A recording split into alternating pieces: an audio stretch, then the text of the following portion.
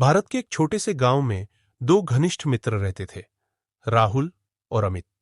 दोनों बचपन से ही अभिन्न साथी थे। खेतों में खेलना हो या स्कूल की पढ़ाई, पूजा पंडाल में घूमना हो या गांव के मेले में मिठाई खाना, हर जगह दोनों साथ रहते। गांव वाले अक्सर कहते, ये दोनों तो एक जान दो शरीर है। राहुल स्वभाव से चंचल और शरारती था, हर समय मजाक करके सबको हंसाता। दूसरी ओर अमित गंभीर और शांत स्वभाव का था। गहरी सोच, धैर्य और समझदारी के लिए सब उसे पसंद करते थे। स्वभाव में फर्क होने पर भी दोनों की दोस्ती अटूट थी। यात्रा की शुरुआत एक दिन स्कूल की ओर से शहर के संग्रहालय में शैक्षिक भ्रमण का आयोजन हुआ। सब बच्चे बेहद उत्साहित थे। सुबह सुबह सब तैयार होकर निकल पड़े। संग्रहालय घूमकर सबने नया नया ज्ञान अर्जित किया। वापसी के समय रास्ता जंगल के किनारे से होकर जाता था। शिक्षक ने चेतावनी दी, ध्यान रखना, सब साथ चलेंगे, कोई पीछे नहीं छूटेगा। खतरे का सामना, लेकिन राहुल की शरारतें कहाँ रुकने वाली थी। वह अमित को हंसाते हुए बाकी बच्चों से थोड़ा पीछे रह गया। अचानक उन्होंने देखा, रास्ता रोककर एक बड़ा सा जंगली भालू खड़ा है। भालू देखकर राहुल के तो होश उड़ गए। वह बिना सोचे समझे तुरंत पास के पेड़ पर चढ़ गया।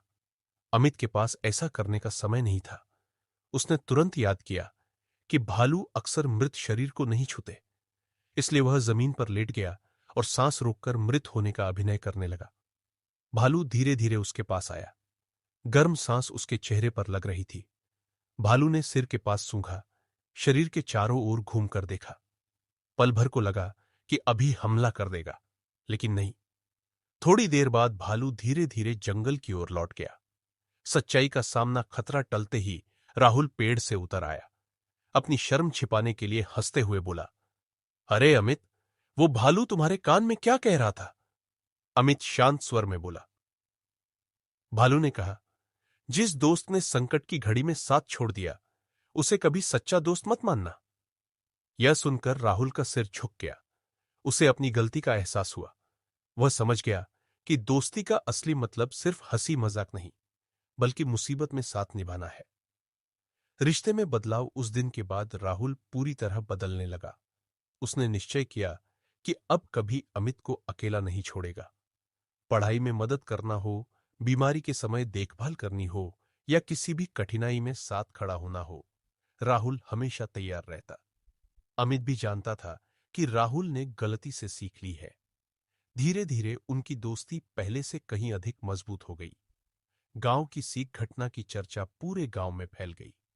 सब लोग दंग रह गए कि अमित ने अपनी सूझबूझ से जान बचाई और राहुल ने अपनी गलती मान ली।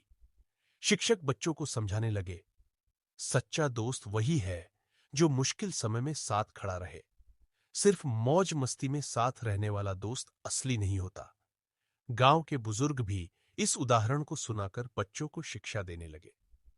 आगे की कहानी कुछ सालों बाद अमित और राहुल शहर में पढ़ाई करने चले गए। जीवन की हर मुश्किल में दोनों एक दूसरे का सहारा बने। परीक्षा की तैयारी हो, आर्थिक तंगी हो या बीमार पड़ने पर देखभाल, दोनों ने हर परिस्थिति में दोस्ती का फर्ज निभाया। कॉलेज में नए दोस्त अक्सर उनकी गहरी मित्रता देखकर हैरान हो जाते। एक दिन राहुल गर्व से बोला, मैंने सीखा है कि दोस्ती का मतलब क्या होता है। अगर अमित न होता तो शायद मैं कभी यह न समझ पाता। अमित मुस्कुराकर जवाब देता, दोस्ती की ताकत सबसे बड़ी ताकत है।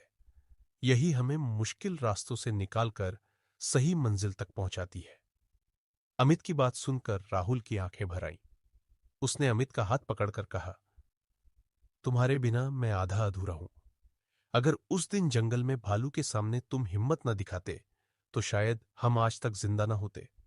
उसी दिन से मुझे समझ आ गया कि सच्ची दोस्ती क्या होती है। समय धीरे धीरे बीतता गया। दोनों कॉलेज की पढ़ाई पूरी कर नौकरी की तलाश में जुट गए। नौकरी पाना आसान नहीं था।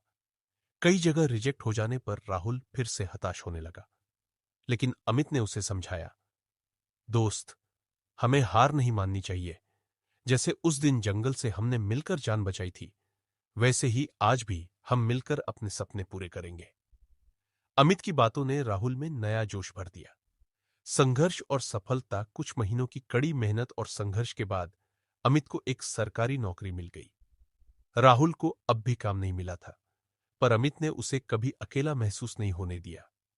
उसने अपनी तनख्वाह से राहुल की मदद की और कहा, यह मेरी कमाई नहीं, हमारी है।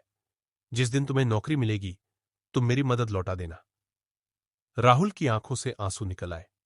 उसने सोचा, ऐसा दोस्त अगर किसी के पास हो तो वह जिंदगी की हर मुश्किल से जीत सकता है। आखिरकार कुछ महीनों बाद राहुल को भी एक अच्छी नौकरी मिल गई। दोनों ने अपनी जिंदगियां संभाल ली।